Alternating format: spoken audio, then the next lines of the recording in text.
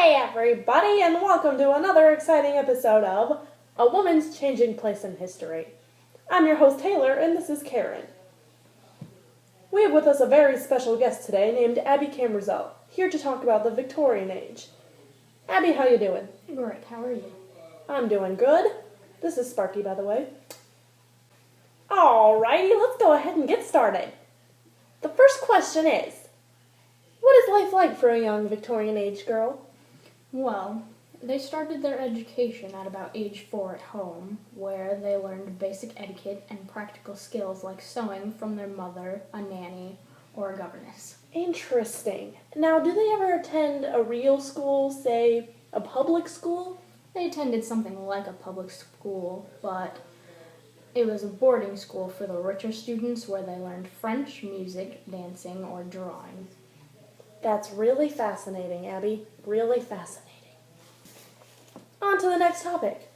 I heard a woman's dress in the Victorian age is made up of 9 different clothing items. Is that true? Indeed it is. What do you think about that, Karen?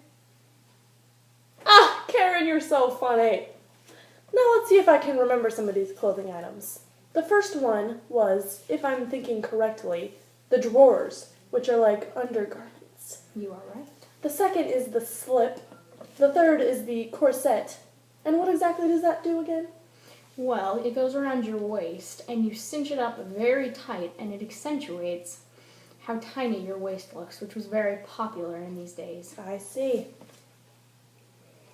Fourthly, we have the petticoat. Fifthly is the camisole. Then the bustle. And the bustle is for what? That also goes around your waist, but a little lower, and it fills out the back of your skirt to make it look fuller. I see. Next is the underskirt, and then the regular skirt. And if I'm not mistaken, the last thing is the jacket or t-shirt. Am I missing any? Nope, I think you nailed all 9 of them. Well, look at me. Their dresses were pretty complicated. It was a lot of work. Speaking of work, if a woman does not marry or chooses to work while married, what are some of her options? Well, for the uneducated woman, she can become a maid for the richer families, or if she's lucky, a dressmaker, while the educated women can either become a governess, but most of them choose to get married and become a stay-at-home housewife. Now that you've brought up marriage, let's move on to our next topic. Are there any rules, say, for courtship and engagement and dating? Well, the courtship is pretty boring. It's mainly just the family sitting down talking about their financial situations and how the young couple will be set off. What a drag, right, Karen? Right. What about for engagement and dating? Well, once the man has presented the woman with an engagement ring, they are then allowed to be seen in public holding hands and taking walks. They're even allowed to take open carriage rides and have some special time behind closed doors. How risque. As long as they're properly separated before nightfall. Understandable. Abby, who would you say has more authority in the marriage relationship? Definitely the man. Once they become married, anything that belonged to the woman, property or money, becomes the man's. That's frustrating. Is it true that only the man could file for divorce? That is true, and the only case where he can file for divorce is if there's adultery in the relationship. That does not seem fair. What did women think about their place in society at this time? Did any of them ever question it?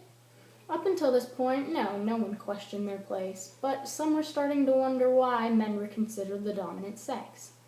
Some started venting their frustrations through writing, and through writing discovered that they were just as imaginative or even more creative than most men. That's interesting. Tell me a little more about these Bronte sisters. I heard they were pretty influential. They were 3 women, sisters, that wrote at a very young age, and most of their stories weren't published until after their deaths. Isn't one of these stories the popular novel Wuthering Heights? Yes, it is. And that one was not published until much, much after her death because it was considered so scandalous in those days. I see. Thank you for holding Sparky for me, Karen. He was getting pretty rambunctious. Well, Abby, you've given us a pretty exciting show this evening. I'd like to thank you for coming out and joining us. It was a pleasure being here. Well, folks, that's it for another exciting episode of A Woman's Changing Place in History. Catch you next time.